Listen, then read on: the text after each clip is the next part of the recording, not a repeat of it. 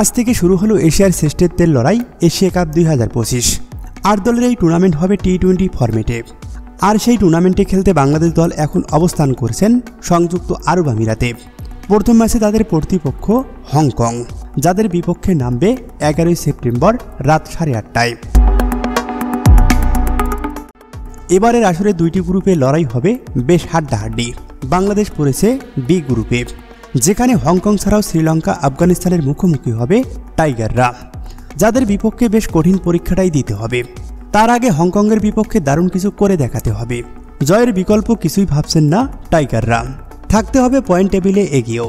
আর সে কারণে কোনোভাবে হংকংকে সহজভাবে নিচ্ছে না বাংলাদেশ। যদিও এর আগে এশিয়া কাপে মুখোমুখি দেখায় জিতেছিল টাইগাররাই।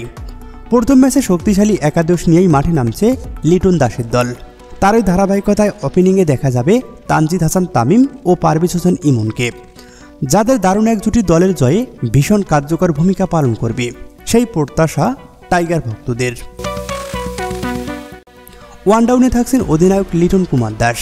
4 নম্বর পজিশনে তাওহিদ হৃদয়ের পরিবর্তে দেখা যেতে পারে সাইফ হাসানকে, কেননা সম্প্রতি তাওহিদ হৃদয়ের চেয়ে বেশ ধারালো ব্যাটিং করে থাকেন সাইফ হাসান।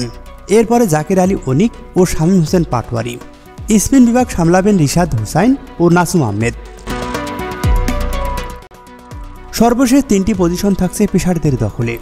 সেক্ষেত্রে দেখা যেতে পারে তাসকিন আহমেদ, মোস্তাফিজুর রহমান ও তানজিম হাসান সাকিবকে। এর বাইরেও 2-1টি জায়গায় আসতে পারে পরিবর্তন, যা অনেকটা নির্ভর করছে নির্বাচকদের ওপর। পরিশেষে এশিয়া কাপে জয়ের ধারা অব্যাহত রাখুক লাল সবুজের দেশ, এটাই চাওয়া টাইগার সমর্থকদের।